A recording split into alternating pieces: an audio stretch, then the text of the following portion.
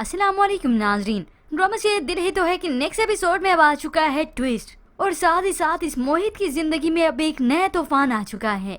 पहले तो जब वो ठीक था सब कुछ अच्छा था, मगर अब ये अबीरा बेनकाब होने वाली है उसके सामने। इससे पहले कि इसे ये झटका मिले वो अपनी सेहत को लेकर बहुत ज्यादा परेशान है, और खास तौर पर जो उसके साथ हुआ वो अपने पैरों पर कभी चल नहीं सकेगा। हॉस्पिटल में होश आए डॉक्टर से मालूम हुआ तो वो बहुत रोता है। कल तक मेरे पास सब कुछ था और आज मेरी जिंदगी एक ही मुकाम पर ठहर गई है। वो अपने पैरों को देखता है, उन्हें हरकत में लाने की कोशिश करता है मगर बेसुध रहता है।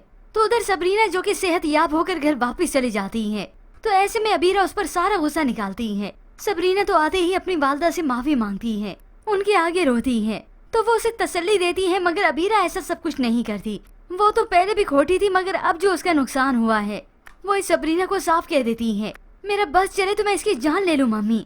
खुद तो मोहतरमा 2 दिन में ठीक होकर वापस आ गई है, और वहाँ पर मोहित जो कि बेड पर बेबसी की तस्वीर बना हुआ लेटा हुआ है। नुकसान तो मेरा हुआ है, इसका क्या गया है, तो जरूर उसकी वालदा उसे रोकेंगी। अबीरा बस कर दो, इसमें इसका क्या कसूर था, हादसा तो किसी के साथ भी हो सकता है। मगर ये अबीरा कहाँ मानती है, तो सबरीना अपने कमरे में जाकर ज़ारो कतार रोती है।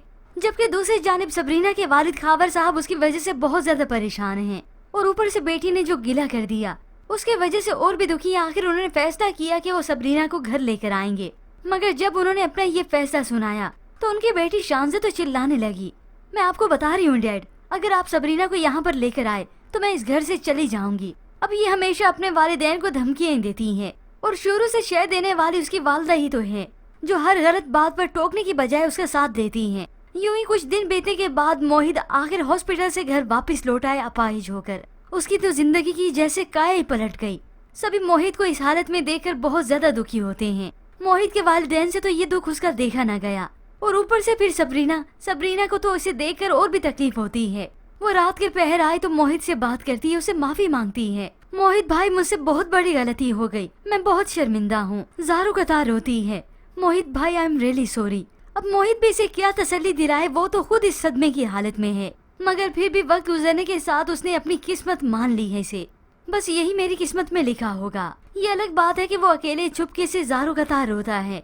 अब ऐसे में अबीरा जो कि मोहित की इस बात पर उसके करेक्शन करना चाहती है, कमजोर लोगों की तरह किस्मत को ब्लेम मत करो मोहित, तुम ये बात अच्छी तरह से जानते हो, इस एक्सीडेंट की वजह सबरीना थी, उसकी कमअक्ली की वजह से ये सब कुछ हुआ, और वही तुम्हारी कसूरवार है। अब मोहित बदगुमान ना होते हुए भी हो गया, उसकी बातों में आ जाता है, खास तौर पर जैसे जैसे वक्त गुजरता जाता है उसके लिए ये दिन, उसके लिए ये रातें बड़ी होती चली गईं, डिप्रेशन और बढ़ता चला गया। और ऐसे में अब उसे गुस्सा आने लगेगा इस सबरीना पर। जब जब वो अपनी आंखों के सामने, नजरों के सामने इसे देखेगा तभी गुस्से से भड़क जाएगा। अब इससे पहले कि मोहित शदीद नफरत करे इस सबरीना से, यहाँ पर तो अबीरा की ही आंखें फिरने लगी। दिमाग तो उसका वैसे भी घूम गया था कि जब उसने सुना था कि मोहित अपाहिज हो गया है, अपने पैरों पर कभी खड़ा नहीं हो सकेगा, तो इसलिए अकेले में बैठे खुद कलामी करती है। अगर मोहित ठीक ना हुआ तो एक अपाहिज इंसान के साथ मैं अपनी पूरी जिंदगी वेस्ट नहीं कर सकती।